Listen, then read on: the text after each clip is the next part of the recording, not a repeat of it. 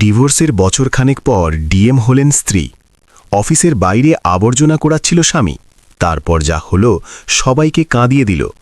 বন্ধুরা, এই সত্য ঘটনাটি বিহারের রাজধানী পাটনার, যেখানে একটি ছোট শহরে বাস করা রাঘব কোনো বড় মানুষ ছিল না। না তার কাছে জমি জমা ছিল, না উঁচু পরিচিতি, না কোনো বড় অফিসারের সাথে জানাশোনা। যদি কিছু থাকতো তবে তা হলো একটা সহজ সরল মন, সততায় ভরা চিন্তা আর এই অটুট বিশ্বাস যে পরিশ্রমী মানুষ দেরিতে হলেও হারে না। তার বাবা রেলওয়েতে পিয়ন ছিলেন। রোজ সকালে সাইকেলে করে স্টেশনে যেতেন, সন্ধ্যায় ক্লান্ত পায়ে ফিরতেন। আর তবুও ছেলের মাথায় হাত বুলিয়ে বলতেন, পড়াশোনা কর বাবা, আমাদের জীবন তো এভাবেই কেটে গেল। মা ঘর সামলাতেন, কম টাকাতেও এমন ভারসাম্য বজায় রাখতেন যে কখনো রাঘবের কাছে নিজের দারিদ্র্য বোঝা মনে হয়নি। ছোটবেলা থেকেই সে ফাটা জুতো, পুরনো বই আর অন্যদের ভর্সনার মাঝে জীবন দেখেছিল, কিন্তু অভিযোগ করা সে কখনো শেখেনি, কারণ তাকে শেখানো হয়েছিল যে পরিস্থিতি নয়, মানুষ হার মানে। ওই একই শহরে থাকত অনন্যা, পড়াশোনায় ভালো, চোখে আত্মবিশ্বাস আর মনে বড় স্বপ্ন সাজানো। সে সেই মেয়েদের মতো ছিল না যারা ছোটবেলা থেকেই বিয়ে আর ঘর সংসারের স্বপ্নে আটকে যায়। তার স্বপ্ন ছিল অফিসার হওয়া, নিজের পায়ে দাঁড়ানো, নিজের পরিচিতি তৈরি করা। যখন বাকিরা বলতো মেয়ে হয়ে এত কি পড়াশোনা, তখন অনন্যা বইয়ের পাতায় নিজের ভবিষ্যৎ খুঁজত। রাঘব আর অনন্যার দেখা হয়েছিল একটা কোচিং সেন্টারে, সেখানেই যেখানে স্বপ্নগুলো অস্থির হয়ে চোখে ভাসে। প্রথমে হালকা জানাশোনা হলো, তারপর নোটস আদান প্রদান, তারপর চায়ের দোকানে ছোট ছোট দেখা করা। আর কখন যে বন্ধুত্ব ভালোবাসায় রূপ নিল তারা নিজেরাও বুঝতে পারল না। রাঘবকে অনন্যার চোখের দীপ্তি আকর্ষণ করত, যার মধ্যে এক আলাদা আগুন ছিল, এবং অনন্যার রাঘবের সরলতা, তার ধৈর্য আর কোনো হইচই না করে পাশে থাকার ধরন ভালো লাগত। দুজনেই জানত যে রাস্তা সহজ হবে না, পরিস্থিতি বারবার পরীক্ষা নেবে, কিন্তু ভালোবাসায় বিশ্বাস ছিল, আর বিশ্বাসের ভরসায় তারা বিয়ের সিদ্ধান্ত নিল। বিয়ে খুব সাধারণভাবে হলো, না ঢাকঢোল, না লোক দেখানো, না ভারী যৌতুক, ব্যাস দুটো পরিবার, কিছু আত্মীয়, সামান্য হাসি আর অনেক আশা।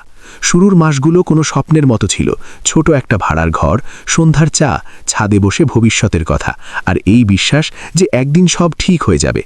অনন্যা দিন রাত সরকারি পরীক্ষার প্রস্তুতি নিত, বই আর নোটসের মধ্যে ডুবে থাকত, আর রাঘব রোজ সকালে বেরিয়ে পড়ত চাকরির খোঁজে। কখনো প্রাইভেট কোম্পানি, কখনো দোকান, কখনো কারখানা, কিন্তু কোথাও স্থায়িত্ব পেল না। পরিশ্রম ছিল, ঘাম ছিল, কিন্তু ভাগ্য যেন প্রতিবার এক পা পিছিয়ে যেত। এখান থেকেই জীবনের বোঝা ধীরে ধীরে বাড়তে লাগল। বাড়ির ভাড়া, বিদ্যুতের বিল, কোচিংয়ের ফি, বইয়ের খরচ, সব কিছু যেন একে একে কাঁধের উপর চাপতে থাকল। রাঘব যতটা আয় করতে পারত তার চেয়ে বেশি প্রয়োজন ছিল। অনন্যা বাইরে থেকে নিজেকে শক্ত দেখাত, কিন্তু ভেতরে ভেতরে চাপ বাড়ছিল। আত্মীয়দের কথা তীরের মতো বিঁধল। এত শিক্ষিতা মেয়ে আর এমন স্বামী, অফিসার হতে চলেছে, কিন্তু সংসার তো চলছে না। প্রতিবেশীদের ফিসফাস, খোটা আর তুলনা প্রতিদিন কোনো না কোনো রূপে সামনে চলে আসত। রাঘব এসব শুনত, কিন্তু চুপ থাকত। সে চাইত না যে তার কারণে অনন্যার স্বপ্নে কোনো আঁচ আসুক। অনেকবার সে নিজে না খেয়ে অনন্যার জন্য বই কিনেছে। অনেক রাত সে না বলে খালি পেটে কাটিয়ে দিয়েছে, যাতে অনন্যার কখনো এটা মনে না হয় যে তার প্রস্তুতিতে কোনো খামতি রয়ে গেছে। সে মনে করত যদি অনন্যা সফল হয়ে যায় তবে হয়তো তার সব কষ্টও কোনোদিন সার্থক হবে। কিন্তু অনন্যা এসব দেখতে পারছিল না, বা হয়তো দেখতে চাইছিল না। ধীরে ধীরে ছোটখাটো কথায় ঝগড়া হতে লাগল, কখনো টাকা নিয়ে, কখনো ভবিষ্যৎ নিয়ে, কখনো কোনো আত্মীয়র কথায়। তারপর ঝগড়ার পর লম্বা নীরবতা আসতে লাগল, এমন নীরবতা যা দেয়ালের মতো সম্পর্কের মাঝে দাঁড়িয়ে যায়। অনন্যার মনে হতে লাগল যে রাঘব তার উন্নতিতে বোঝা। সে যতটা এগিয়ে যেতে চায় রাঘব ততটাই পেছনে টানছে। অন্যদিকে রাঘবের মনে এই ধারণা গভীর হতে লাগল যে সে অনন্যার জীবনে শুধু একটা ব্যর্থতা, এমন একটা সত্য যা অনন্যা যত তাড়াতাড়ি পেছনে ফেলে দেবে তত তার জন্য ভালো হবে। একদিন অনন্যার বাপের বাড়ি থেকে লোক এলো। ঘরে কথাবার্তা হলো, শব্দের তিক্ততা ছিল আর চোখে সিদ্ধান্ত। বলা হলো আমাদের মেয়ে অফিসার হতে চলেছে, তার সাথে এমন লোক চলতে পারে না। কেউ একজন পরিষ্কার বলল ডিভোর্সই ভালো। রাঘবের পায়ের তলা থেকে মাটি সরে গেল। সে অনেক বুঝানোর চেষ্টা করল, তার গলা কাঁপছিল, কিন্তু কথায় সত্যতা ছিল। আমি চেষ্টা করছি, আমাকে একটু সময় দাও। কিন্তু সময় কারো কাছে ছিল না। আদালতে ডিভোর্স হলো, কোনো হট্টগোল ছাড়া, কোনো বড় ড্রামা ছাড়া। ব্যাস, কিছু কাগজ কিছু সই আর একটা সম্পর্ক চিরতরের জন্য শেষ। অনন্যা যাওয়ার সময় ব্যাস এইটুকু বলল, আমি আমার জীবন এগিয়ে নিয়ে যেতে চাই। না কোনো অভিযোগ, না কোনো অনুশোচনা। রাঘব কিছু বলল না। সে না আটকালো, না অভিশাপ দিল। সে ব্যাস ওখানেই দাঁড়িয়ে রইল, যেন কেউ তার আত্মার একটা অংশ তার থেকে ছিনিয়ে নিয়েছে। অনন্যা শহরে চলে গেল, বড় স্বপ্ন আর বড় দুনিয়ার দিকে। আর রাঘব ওই শহরেই রয়ে গেল, ভাঙা, একা আর প্রশ্নে ঘেরা। লোকে কথা বানালো, স্ত্রী ছেড়ে গেছে, অযোগ্য ছিল, কপাল খারাপ ছিল। সব কথা রাঘবের হৃদয়ে ধীরে ধীরে বিষের মতো নামতে লাগল। সময় কাটতে লাগল, পরিস্থিতি আরও খারাপ হতে লাগল। যে ছোটখাটো চাকরি ছিল সেটাও চলে গেল। বন্ধুরা ধীরে ধীরে দূরে সরে গেল, কারণ দারিদ্র্য আর হতাশা প্রায় সাথে বসার যোগ্য মনে হয় না। মা বাবা অসুখে একে একে মারা গেলেন, আর রাঘবের পৃথিবী আরও শূন্য হয়ে গেল। ভাড়া দেওয়ার মতো টাকাও বাঁচল না, আর একদিন তাকে সেই ছোট ঘরটাও ছাড়তে হলো, যেখানে কখনো সে অনন্যার সাথে স্বপ্ন দেখেছিল। কখনো যে মানুষটা ভবিষ্যতের পরিকল্পনার সাথে বাঁচত, সে এখন শুধু দিন কাটাতে লাগল। রাতে যখন শহর ঘুমত, তখন রাঘব জেগে থাকত আর নিজেকে একটাই প্রশ্ন বারবার করত, আমি কি সত্যিই এত বেকার ছিলাম? বন্ধুরা, সময় অদ্ভুত হয়। কারো জন্য সেই সময় সিঁড়ি হয়ে যায়, যা তাকে নিচ থেকে ওপরে তুলে দেয়, আর কারো জন্য সেই সময় গর্ত হয়ে যায়, যাতে সে ধীরে ধীরে তলিয়ে যেতে থাকে, কোনো শব্দ না করে, কাউকে না জানিয়ে। ডিভোর্সের পর অনন্যা শহরে পৌঁছে গিয়েছিল, একটা ছোট ভাড়ার ঘর, যেখানে জানালা দিয়ে আসা রোদও সীমিত ছিল, আর এমন একটা জীবন যা দিনরাত বইয়ের মাঝে আটকে গিয়েছিল। এখন তার কাছে কান্নার সময় ছিল না, কারণ সে জানত যে যদি সে এক মুহূর্ত নিজেকে দুর্বল হতে দেয়, তবে সেই সমাজ, সেই লোক, সেই আত্মীয়রা, যাদের কথা একসময় তাকে বিঁধত, তারা সব সঠিক প্রমাণিত হবে। তাই সে নিজের চোখের জল ভেতরে কোথাও চেপে দিল, আর নিজেকে বলল যে এখন পেছনে ফিরে তাকানোর কোনো মানে নেই। সে ভোর 4টায় উঠত যখন শহর ঘুমাচ্ছে, আর রাত 2টায় ঘুমাত যখন তার চোখ জ্বলছে, কিন্তু মাথা তবুও বইয়ের পাতায় আটকে থাকত। চা অনেকবার ঠান্ডা হয়ে যেত, খাবার সময় খাওয়া হতো না, কিন্তু তার চোখে ঘুম আসত না, কারণ প্রতি মুহূর্তে তার মনে হতো যে যদি সে ক্লান্ত হয়ে যায় তবে হেরে যাবে। অনেকবার তার মন ভাঙত, অনেকবার স্মৃতি হঠাৎ বুকে বিঁধতে লাগত। রাঘবের মুখ, তার নীরবতা, তার কিছু না বলে সব কষ্ট সহ্য করে নেওয়া। সেই রাতগুলো যখন সে নিজে না খেয়েও হাসত, সব কিছু হঠাৎ সামনে এসে দাঁড়াত। এমন মুহূর্তে তার মন ভারী হয়ে যেত, কিন্তু আবার সে নিজেকে বুঝিয়ে নিত, নিজেকে কঠোরভাবে বলতো যে এখন পেছনে তাকানো যাবে না, কারণ পেছনে তাকানোর মানে আবার দুর্বল হওয়া। প্রথমবার সে পরীক্ষা দিল আর ব্যর্থ হল। সেদিন সে অনেকক্ষণ ছাদের দিকে তাকিয়ে কাটিয়েছে, কিন্তু কাউকে ফোন করেনি। দ্বিতীয়বার পরীক্ষা দিল, আর এবার অল্প নম্বরের জন্য আটকে গেল। সেই রাতে সে চুপচাপ বালিশে মুখ গুজে কেঁদে নিল, যাতে তার আওয়াজ কেউ শুনতে না পায়। তৃতীয়বার সে নিজেকে পুরোপুরি উজাড় করে দিল, যেন এটাই শেষ সুযোগ। যখন মেধা তালিকায় তার নাম এলো, তখন কিছুক্ষণের জন্য তার বিশ্বাসই হলো না। সেই মেয়ে, যাকে কখনো বেকার স্বামীর স্ত্রী বলা হতো, সেই মেয়ে এখন অফিসার হওয়ার দোরগোড়ায় দাঁড়িয়েছিল। যখন অনন্যার ট্রেনিং শেষ হলো, তখন তার মা বাবার চোখে গর্ব পরিষ্কার দেখা যাচ্ছিল। সেই আত্মীয়রা যারা একসময় খোঁটা দিত, এখন হাসছিল। মুখগুলো একই ছিল, কিন্তু গলার স্বর বদলে গিয়েছিল। এখন কেউ এটা জিজ্ঞেস করত না যে স্বামী কি করে, এখন প্রশ্ন হতো যে ডিএম মেয়ে কোথায় পোস্টিং পেয়েছে। ওদিকে রাঘবের জীবন সেই শহরে, আর তারপর শহরের ছায়ায় গুটিয়ে যাচ্ছিল। ডিভোর্সের পর সে অনেক চেষ্টা করেছে। কখনো কারখানায় কাজ করেছে, যেখানে হাতে ফোসকা পড়ে গিয়েছিল। কখনো হোটেলে বাসন মেজেছে, যেখানে লোকে তাকে না দেখেই আদেশ দিত। কখনো গুদামে মজদুরি করেছে, যেখানে তার পিঠ ভেঙে আসত। কিন্তু সব জায়গায় একটাই প্রশ্ন তার পিছু করত, বাড়ির লোক কোথায়, বিবাহিত নাকি নও? আর যখন সত্যি সামনে আসত, যখন সে বলতো যে তার স্ত্রী তাকে ছেড়ে চলে গেছে, তখন সামনের লোকের মুখ বদলে যেত, যেন তার ব্যর্থতা কোনো ছোঁয়াচে রোগ। মা বাবার অসুস্থতা তাকে ভেতর থেকে ভেঙে দিয়েছিল। চিকিৎসার জন্য সে ধার নিয়েছিল, তারপর সেই ধার শোধ করার জন্য আরও ঋণ নিল। প্রতিদিন সে নিজেকে কথা দিত যে পরিস্থিতি বদলাবে, কিন্তু পরিস্থিতি বদলানোর আগে সে নিজেকে বদলাবে। কিন্তু পরিস্থিতি প্রতিদিন আরও ভারী হতে থাকল। একদিন মা চলে গেলেন। সেদিন সে প্রথমবার নিজেকে পুরোপুরি একা মনে করল। কিছু মাস পর বাবাও মারা গেলেন। তখন রাঘবের কাছে না কোনো আশ্রয় রইল, না কোনো কারণ যে সে ওই শহরেই থেকে যাবে। এখন ঘর নামের কোনো জিনিস তার জীবনে ছিল না। ঘরের দেয়ালগুলোও ভাড়ার ছিল, আর একদিন সেই ঘরটাও তার থেকে ছিনিয়ে নেওয়া হলো।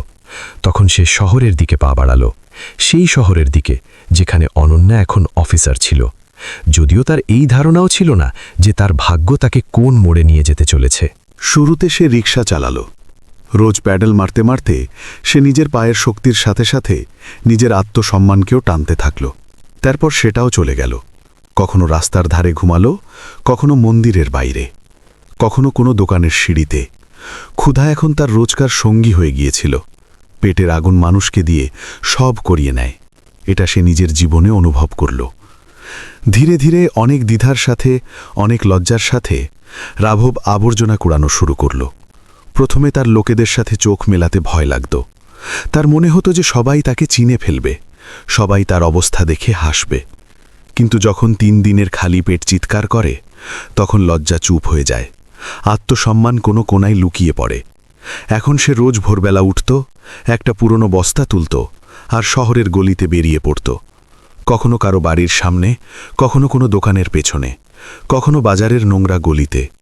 লোকে তাকে দেখত, কেউ দয়া করে, কেউ ঘৃণায়, আর বেশিরভাগ না দেখেই চলে যেত। রাঘব এখন আয়নায় নিজেকে দেখত না, কারণ আয়না তাকে সেই মানুষটা দেখাত যাকে সে ভুলতে চাইত, সেই মানুষ যে কখনো স্বপ্নের সাথে বাঁচত। ওই একই শহরে এক নতুন ডিএম চার্জ নিল।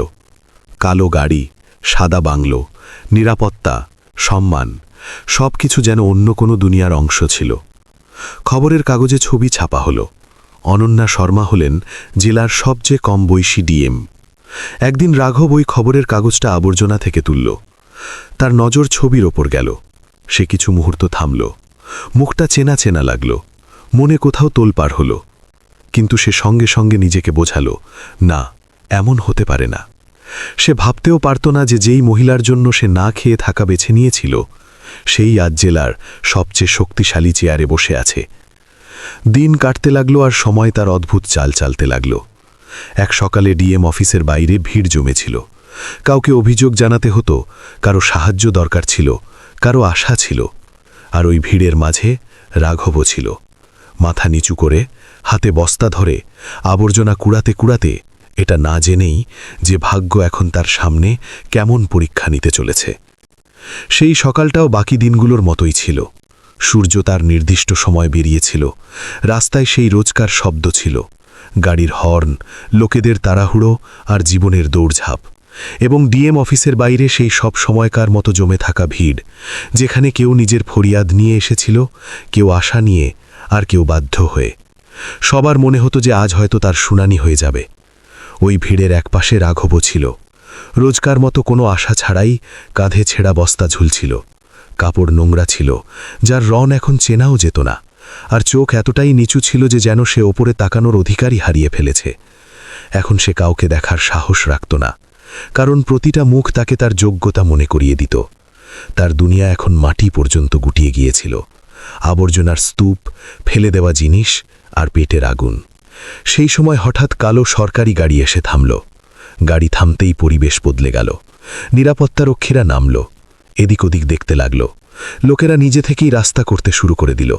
কেউ ফিসফিস করে বলল, ডিএম ম্যাডাম এসে গেছেন। কিছু লোক সোজা হয়ে দাঁড়ালো, কিছু লোক মোবাইল বের করে নিল, আর কিছু লোকের চোখে ভয় আর আশা একসাথে ভাসতে লাগল।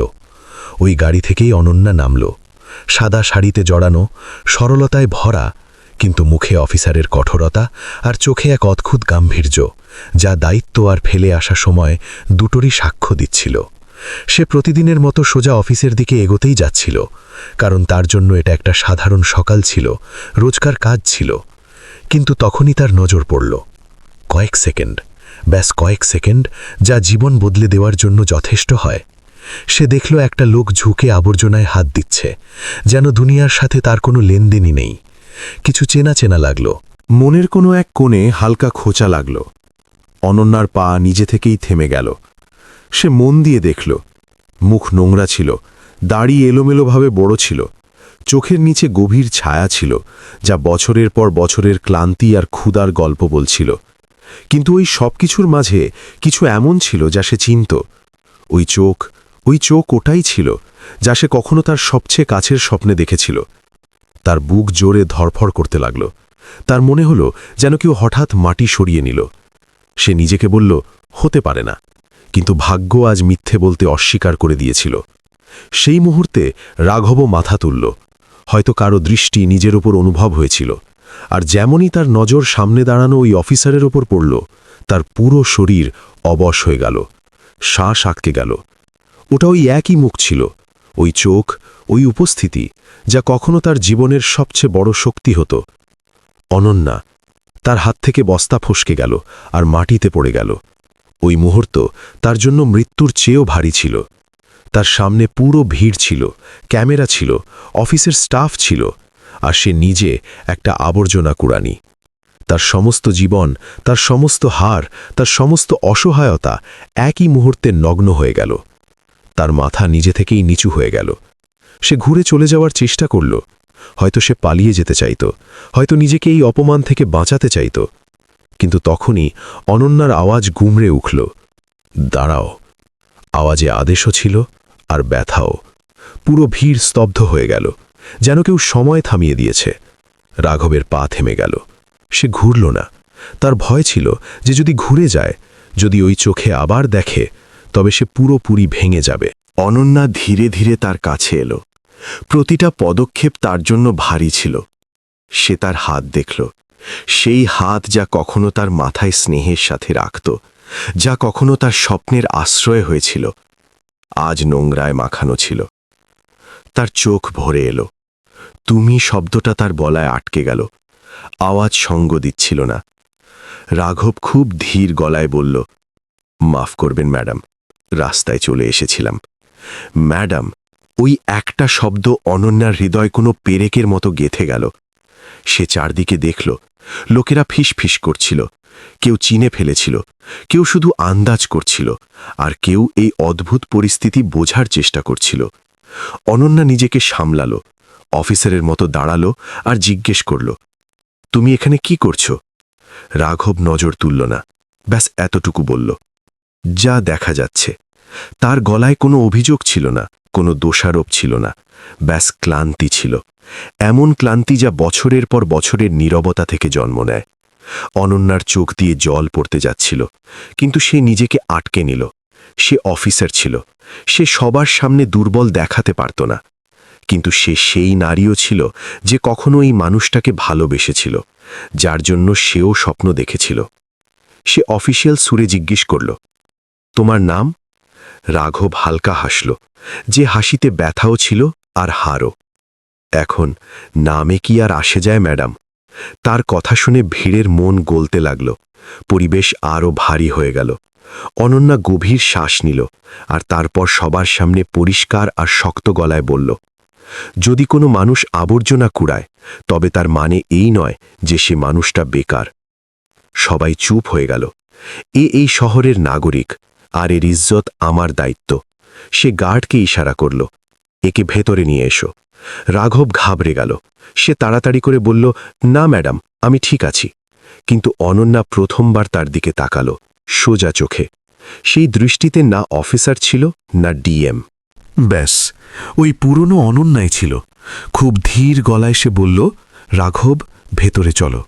ওই নাম যা বছর ধরে কেউ নেয়নি, যা তার পরিচয় হয়ে কোথাও চাপা পড়েছিল। রাঘবের চোখ ছলছল করে উঠল। তার আত্মসম্মান, তার লজ্জা, তার ভেঙে যাওয়া পরিচয় সব একসাথে বেরিয়ে এলো, আর পুরো অফিস এটা দেখছিল। একজন ডিএম আর একজন আবর্জনা কোড়ানি, যে কখনো স্বামী স্ত্রী ছিল, আর যাদের গল্প এখন সবার সামনে দাঁড়িয়েছিল নগ্ন সত্যের মতো। সেদিন ডিএম অফিসের ভেতরের পরিবেশ কিছু আলাদা ছিল। বাতাসে অদ্ভুত এক নীরবতা ভাসছিল, যেন প্রতিটা দেওয়াল, প্রতিটা ফাইল, প্রতিটা চেয়ার কিছু বলতে চাইছিল, কিন্তু শব্দের অনুমতি ছিল না। প্রতিটা মুখ উৎসুক ছিল, প্রতিটা চোখ প্রশ্ন করছিল, কিন্তু কেউ বলছিল না, কারণ সবাই বুঝতে পারছিল যে এটা কোনো সাধারণ দিন নয়। রাঘব চেয়ারের একদম কিনারায় বসেছিল, যেন তার ভয় হয় যে যদি একটুও ঢিলে দেয় তবে সে পড়ে যাবে। তার পিঠ সোজা হতে পারছিল না, যেন বছরের পর বছরের পরিশ্রম, ক্ষুধা আর অপমান তার শিরদানা থেকে শক্তি কেড়ে নিয়েছে। হাত হালকা হালকা কাঁপছিল, আঙুলগুলো একে অপরের সাথে জড়ানো ছিল। তার মনে হচ্ছিল যেন সে কোনো আদালতে দাঁড়িয়ে আছে, যেখানে বিচারক সেই মহিলাই ছিল যাকে সে কখনো নিজের পুরো পৃথিবী মেনেছিল, যার জন্য সে নিজের প্রয়োজনকে, নিজের স্বপ্নকে আর নিজের সম্মানকেও পেছনে ফেলে দিয়েছিল। অনন্যা নিজের চেয়ারে বসেছিল, সেই চেয়ার যার জন্য সে বছর ধরে নিজের ঘুম কুরবানি দিয়েছিল, নিজের শান্তি ত্যাগ করেছিল, আর সেই সম্পর্কও ছেড়ে দিয়েছিল যা কখনো তার শক্তি হতো। সেই চেয়ার পর্যন্ত পৌঁছনোর দাম সে অনেক ভারী মিটিয়েছিল, কিন্তু আজ ওই চেয়ারে বসেই তার বুক কাঁপছিল। তার মনে হচ্ছিল যেন এটা চেয়ার নয়, বরং তার জীবনের সবচেয়ে কঠিন পরীক্ষা।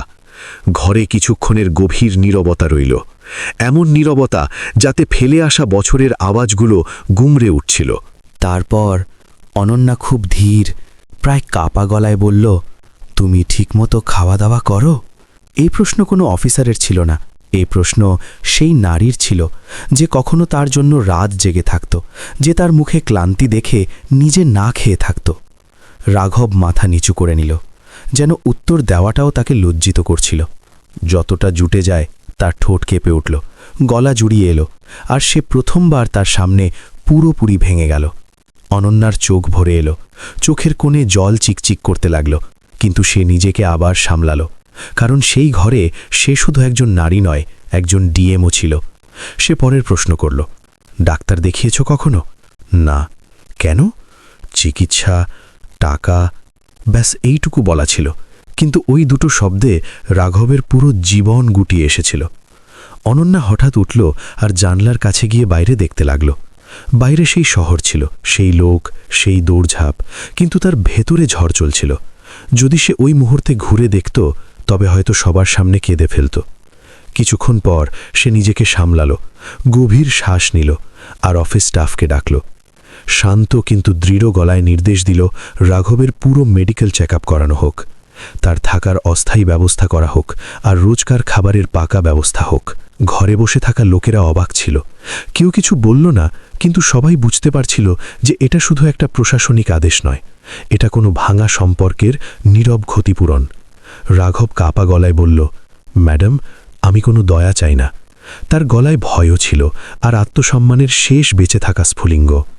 অনন্যা ঘুরল, আর প্রথমবার তার মুখে অফিসারের কঠোরতা ছিল না। সে খুব শান্ত স্বরে বলল, এটা দয়া নয়, এটা আমার দায়িত্ব। তারপর এক মুহূর্ত থামল, যেন শব্দগুলোকে সাহস জোগাতে দিচ্ছে, আর খুব ধীর গলায় বলল, আর হয়তো আমার ঋণও। রাঘবের চোখ দিয়ে জল গড়িয়ে পড়ল। সে তাদের আটকাতে পারল না।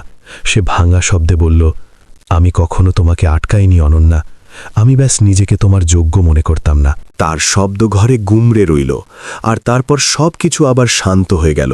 অনন্যার শ্বাস দ্রুত হয়ে গেল, তার বুকে চাপা ব্যথা বাইরে আসার জন্য ছটপট করতে লাগল। সে ধীর স্বরে বলল, ইস, তুমি এই কথা তখন বলতে। ওই কয়েকটা শব্দে বছরের পর বছরের অনুশোচনা, ভুল বোঝাবুঝি আর অসম্পূর্ণ কথা মিশেছিল। দুজনের মাঝে বছরের ব্যবধান ছিল, শব্দের, ব্যথার, পরিস্থিতির, আর হয়তো এখন সময়েরও। কিছুক্ষণ পর অনন্যা নিজেকে আবার সামলালো, আর আরও একটা আদেশ দিল, রাঘবকে মিউনিসিপ্যালিটির অধীনে স্থায়ী কাজ দেওয়া হোক, পুরো ইউনিফর্মের সাথে, পরিচয়পত্রের সাথে, আর নির্দিষ্ট বেতনের সাথে। রাঘব চুমকে তার দিকে তাকালো, যেন তার বিশ্বাসই হচ্ছিল না। না ম্যাডাম, লোকে কি বলবে? অনন্যা তার চোখে সোজা দেখল, আর কোনো দ্বিধা ছাড়া বলল, লোকে তখনও অনেক কিছু বলতো, আজও বলবে, কিন্তু আজ আমি সঠিকের সঙ্গ দেব। পরের দিন ওই একই অফিস ছিল, ওই একই গেট ছিল, কিন্তু দৃশ্য বদলে গিয়েছিল। রাঘব আবর্জনা কুড়াচ্ছিল না, সে পরিষ্কার ইউনিফর্মে দাঁড়িয়েছিল, পিঠ সোজা, নজর ওপরে, মুখে সংকোচের সাথে সাথে আত্মসম্মানের হালকা দীপ্তি। লোকেরা তাকে দেখছিল, কেউ চিনছিল, কেউ বুঝছিল, আর কেউ হয়তো প্রথমবার শিখছিল যে মানুষ পরিস্থিতি দিয়ে চেনা যায়, তার যোগ্যতা দিয়ে নয়। ওপর থেকে অনন্যা এইসব দেখছিল, তার চোখে জল ছিল, কিন্তু এবার সেগুলো ব্যথার নয়, শান্তির ছিল। তারা দুজন আর কখনো স্বামী স্ত্রী হল না, কিন্তু সেই মানুষ অবশ্যই হল যারা একে অপরকে ভাঙার বদলে আগলে রাখে। জীবন তাদের আলাদা আলাদা রাস্তায় রাখল, কিন্তু মানবতা তাদের আবার জুড়ে দিল। এই গল্পের শিক্ষা ব্যাস এতটাই, সফলতা কাউকে ছোট বা বড় করে না। পরিস্থিতি মানুষকে নিচে নামাতে পারে, কিন্তু তার ইজ্জত ছিনিয়ে নেবার অধিকার কারও থাকে না। আজ যদি আপনার সামনে কোনো ভাঙা মানুষ দাঁড়িয়ে থাকে, তবে কি আপনি তার বাধ্যবাধকতা দেখবেন নাকি তার অতীত? আর এখন প্রশ্ন আপনার কাছে, যদি কখনো ভাগ্য আপনাকে উঁচু চেয়ারে বসিয়ে দেয়, তবে কি আপনি নিচে দাঁড়িয়ে থাকা মানুষকে চিনবেন নাকি ভুলে যাবেন? যদি এই গল্প আপনার মন ছুঁয়ে থাকে, তবে এটি নিজের বন্ধু আর পরিবারের সাথে অবশ্যই শেয়ার করুন। এমনই সত্য আর আবেগপ্রবণ গল্পের জন্য চ্যানেল সাবস্ক্রাইব করুন, ভিডিও লাইক করুন আর কমেন্টে জানান আপনি এই জায়গায় হলে কি করতেন।